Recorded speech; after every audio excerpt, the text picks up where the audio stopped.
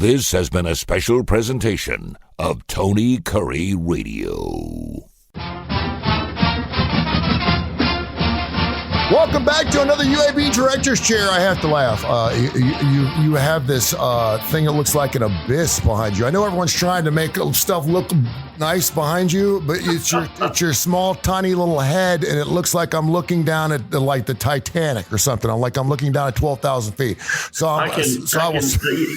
Hold on. Somehow if you want to get closer to the level of the water line, you can. Or else I can just talk. Background, I guess. Yeah, I can just talk to your little head if you want. But it's there. You go. Oh, boom! Yeah, there we go. There you go. I better? Almost. Yeah. That's much better. It just made you look like a very small man, and I know you're not.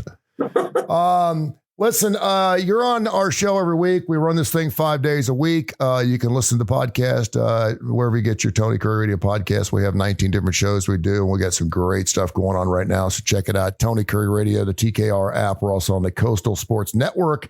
We're also on Audacity. We're all over the place. Anyone that listens to shows knows that I know you well enough that I don't like to mince words. We do take emails, info@tonykurreradio.net. Based on what you saw in the first game against Alabama State. Yeah. You know what needs to be fixed. The question that everyone's asking me, please ask Mark this question. Is it something that can be fixed right away, or is it something that's going to take some time? And of course, you know what we're talking about. We're talking about our defense. We obviously redid the entire defense, and I know that's not what we wanted to see. We didn't want to see giving up 500 yards offense. The 13 of 15 on third down conversions was I've never even seen that before. And I know there's a lot on your plate here to go through. You just had to start knocking them all one at a time. Are a lot of these things stuff that could be worked on and made better week to week, or you're like, oh my gosh, what are we doing here? I think so. I would say this. I saw what everybody else saw, which was unpleasant in terms of yards and productivity. And I've tried, and I was telling the guy last night, I want to try to evaluate objectively without taking away what I thought was a really outstanding performance by their quarterback. Mm-hmm. I cannot think of a guy that we have played against who was like that. I mean, Malik Willis from Liberty kind of came to mind that, the quarterback was so poised in the pocket.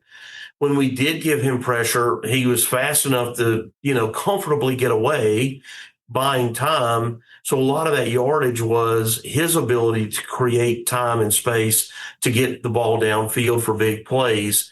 I don't know why they stopped throwing the ball. I mean, his accuracy was fantastic. I mean, he made some really great throws. So part of it is that, part of it is you go, okay, we've got some things that we clearly made errors on. And then part of it was just outstanding play by him. Mm-hmm. And then, I went back, I was trying to find, when we played them, I knew we had played both them and Alabama A&M. In 2019, we played Alabama State, and we won by 5 points. Yep. We had won the conference championship the year before in 2018. We had won our bowl game down in Boca against Northern Illinois, and then they came back the next year with basically the same kids. And in 2019, we had to return a kickoff to score a touchdown, and we had a late fourth quarter drive. We were losing, and we scored a touchdown late to win by 5, 24-19 that year. And it just reminded me that they're not a bad team. Alabama State, just because they're an HBCU, is a really good football team, and I see those guys winning their league. That guy, the quarterback, he got injured in the first game of the year a year ago, so he did not play last year. And so their preseason ranking and projection for their league is low because nobody knows what that guy is. Well, they know now. We know now, and, he's pretty darn good. So you get the W, and that's the most important thing. When I would look, man, I was disappointed with the yards too. What was I proud of? I was proud that we were down 11 and we came back. Yep. We scored 21 unanswered to take the lead. We were very well balanced on offense. We threw the ball 23 times. Last year, we were throwing it like 45 times a game. Kitna was 18 of 23, and I know that he threw the ball away at least twice, like intentionally. Yep. And so I was really pleased with that and pleased with the running game. I thought our running game was a lot better than what we've seen. So I think that balance, even though I realize that offense has not been a problem for us, I actually think our offense could be better. Our receiver play was strong. I think our protection was better up front. So I think all those things were really good. We didn't turn the ball over one time, which is hard to do. And I don't know how many times a year ago we could have said that we didn't have one turnover. I think those are things that we need to look at as positive that really hurt our ability to win last year too. So, yes, obviously we got to clean some things up on defense for sure, but there were some other really bright spots. One of only two teams, this is the UAB director's chair. He's Mark Ingram, the UAB athletic director, and happy and pleased as punch to have him every single week. One of only two teams to score 50-plus points and over 500 yards. Another team was Navy, who you'll be playing this weekend. They rushed for 464 yards. Not a surprise. We know what they do. Yeah. Offensively, seems like we got our crap together. Defensively speaking, you know what they're going to run, and you know they're going to be misdirections and stuff like that. Where are we defensively speaking when it comes to rushing, defensive rushing? Yeah, well, if you look at the rushing yards from Alabama State, you would say terrible, but a lot of it, again, was their quarterback scramble around, run downfield. The traditional run game, I thought we handled pretty well. But Navy is good. I mean, Navy, South Florida, and Memphis are the top three teams in the league preseason. South Florida looked pretty good. They look better than pretty good. And so that hype for those teams is probably well earned and well deserved. Navy just didn't lose hardly anybody. And that's what's going to make Navy tough is not only are they good, they are confident in being good. I mean, they beat Oklahoma in their bowl game, for goodness sake. And people are like, well, Oklahoma probably had guys sit out. They probably did. They're still Oklahoma. And Navy's going to be a tough task for us this weekend. They're very good. They're very good at what they do. What do you see defensively speaking that I don't think it's lack of, it doesn't seem to be lack of experience. It's not lack of effort, I don't think. I saw the guys swirling around the balls. I didn't like some of the angles they were taking on some of their tackles, and there were some missed tackles there too. But what is the biggest issue on defense? Let's say he had a great game. We get that. Guys up front, that's it? It's not size. Yeah. It's not talent, but the just general size up front. In the modern era now where you have to have a payroll to get players, one of the hardest positions to get great skill at is defensive line. You're looking for physical freaks in terms of size, but who can also run. And that is an odd, unusual combination to find guys who can run that are also big and strong and aggressive. And I think it's not that we don't have talent in that space. It's that we may lack size in that space or enough size to really be super effective up front. Can you gain 30 pounds a player by this weekend, please? Yeah, everybody gets an extra cheeseburger for lunch all week. Yeah, no doubt. Yeah, just that's just a place where you go, hey, where are we? Not where we'd like to be excellent. If we were a little bit bigger on defense, that would make us better, but particularly on the defensive line. And we've had a couple of guys go down with injury that didn't play in the first game that if we can get them back this week or the next will make a big difference. But they got hurt in fall camp, and so we'll see. Something that Trent Dilfer, and I got a chance to do several shows with him on the Inferno, which, by the way, you can still listen to, and he does a fantastic job. And, of course, Andy Kennedy's also a big part of that show. You're on that show as well as those other coaches from UAB. He was talking about the book, and I know his first year, he went by the book. If it was 4th and 16 at their own 12 and it said go for it, he went for it. And then by the second year, he kind of knew his players, his protocol, his skill set. He knew who had what, and obviously you can't go by the book because you don't know what players are making those plays for you. And I thought that he made some things. He did more of a gut thing as a head coach. I think we were all happy to see that. Year 3, where is he with that when it comes to playing by the book? And did you see some things on in this first game that you thought, wow, I wish we hadn't done that? Or did you see some things where, oh gosh, I wish we would have gone for this? Yeah. for the listeners out there, what Tony's talking about is the book, which is a analytical scenario of every different down and distance that you could possibly have. And should you go for it on fourth down or not? Mm-hmm. We have the ball on this yard line with this much time left, and it's fourth and X number of yards. Should we go for it or not? We're winning, we're losing.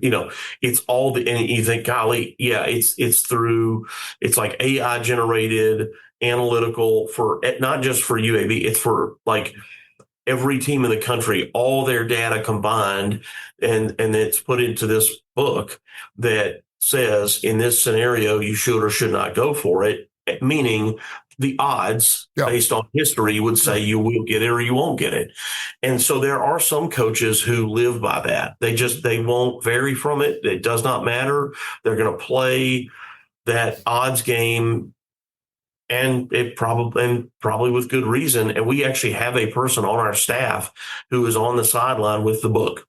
And their whole thing, you think, oh, that should be the head coach. Hey, man, they don't have time to thumb through the book. Like, this person is got the book in hand and is in those scenarios. He's like, Coach, the book says this. And then I think, Tony, to your point, what Trent has started doing is, it's not that he's disobeying the book, but if what the book cannot analyze is momentum. Yep. The book does not analyze that. It simply says that, historically speaking, this down and distance in this scenario, you should or shouldn't go for it. But it doesn't measure that momentum. It has no idea what that feels like. And so sometimes I think Trent is looking at it and going, hey, man, I know it says we shouldn't go. It's 4th and 4, but we have been pushing the ball down the field at will. We're going. Yeah. And those risks are brilliant when they work, and they're not when they don't, right? Mm-hmm.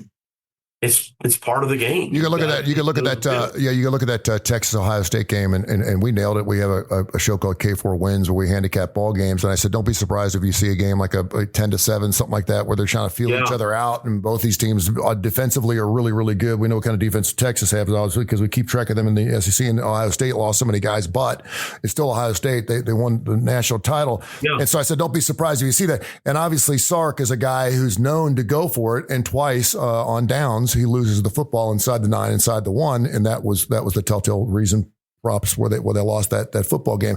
And only he knows his players and knows what kind of characters he's got on either side of the ball, and whether that's a good call or not. And so hopefully with Coach Trent, but you're right, the momentum has everything to do with it. And if you're 0 for 5 on 4th downs and you're playing the odds, you think you're probably not doing it. Yeah, you're probably not doing it. Are you surprised though?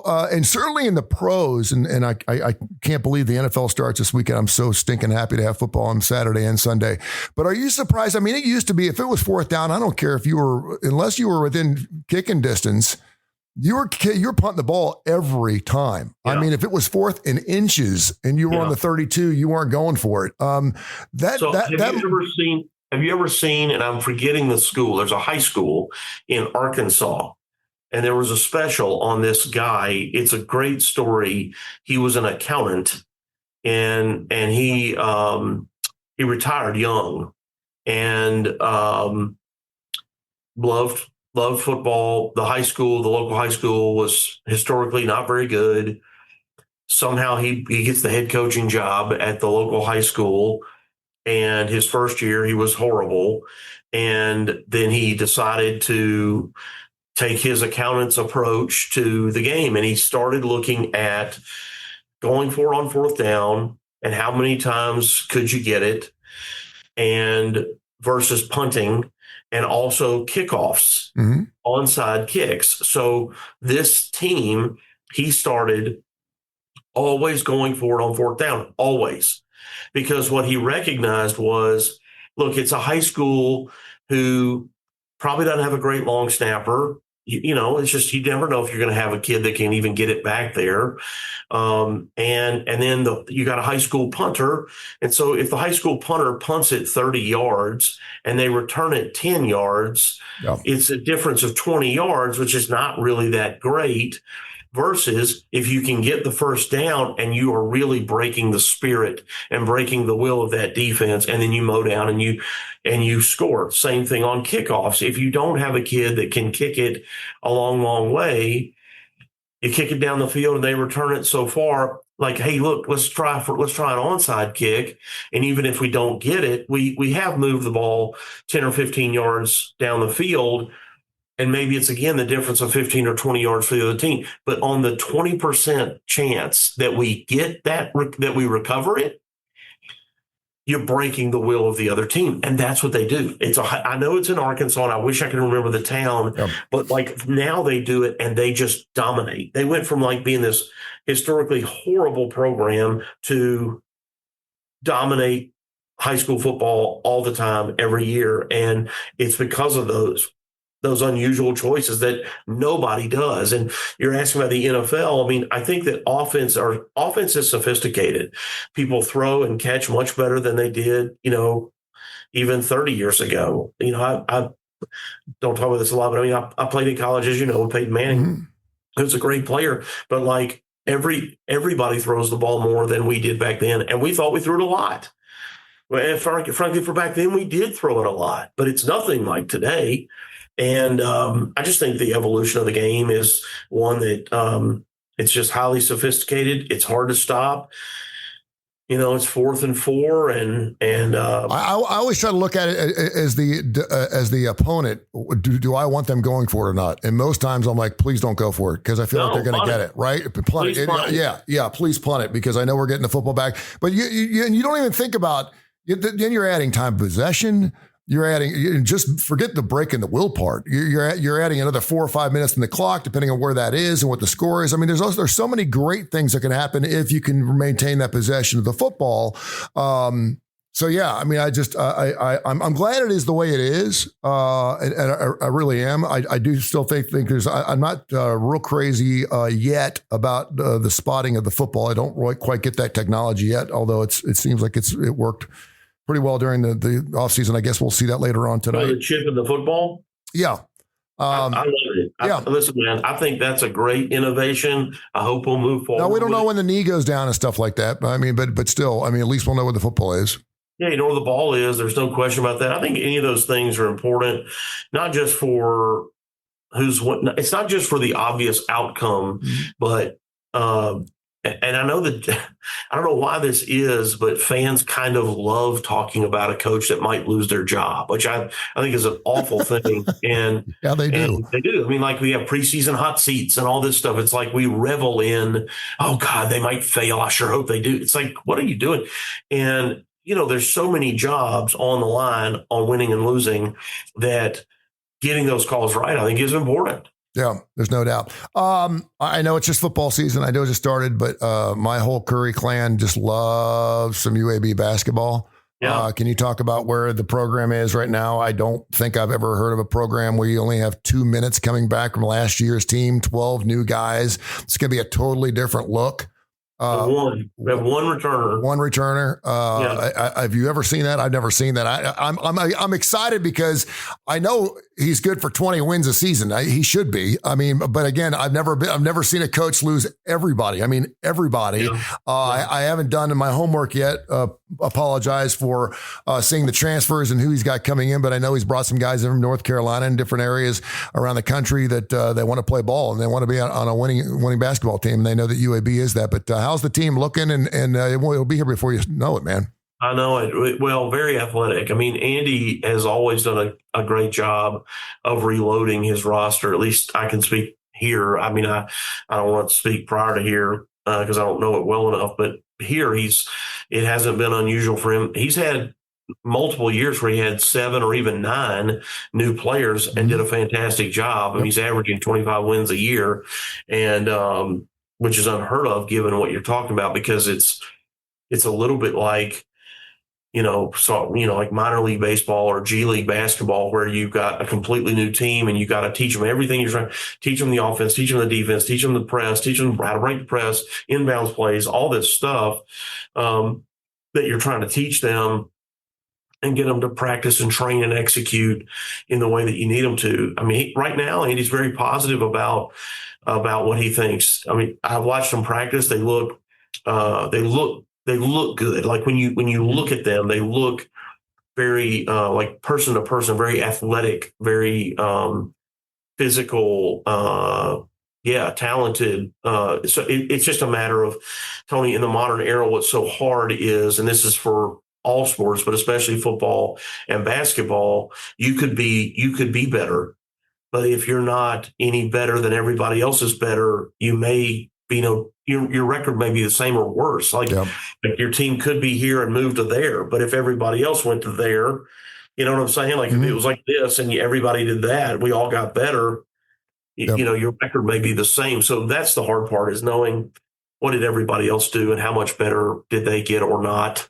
Yeah, but we look good. I mean, right now we're undefeated. The eye test sounds good to me. He's Mark Ingram, the UAB athletic director. It's called the UAB Director's Chair. We do it every single week. You can hear it at least 5 days a week on the Tony Curre Radio. Most people listen to it on TKR, which is great. You get a first-time run, but also we have several thousand people listen to the podcast. And, of course, those are available on every major industry, including now on Odyssey, which is just a huge platform for us to be on. We're very, very happy. I needed to say, and I said this a couple weeks ago, we weren't going to talk a lot of music. I know you're a classic rock guy, but I wanted to mention 30 years ago last night. Do you know what happened? No, I do not. The Rock and Roll Hall of Fame opened its doors. Ooh. 30 years ago last night, before 60,000 people in Cleveland, Ohio.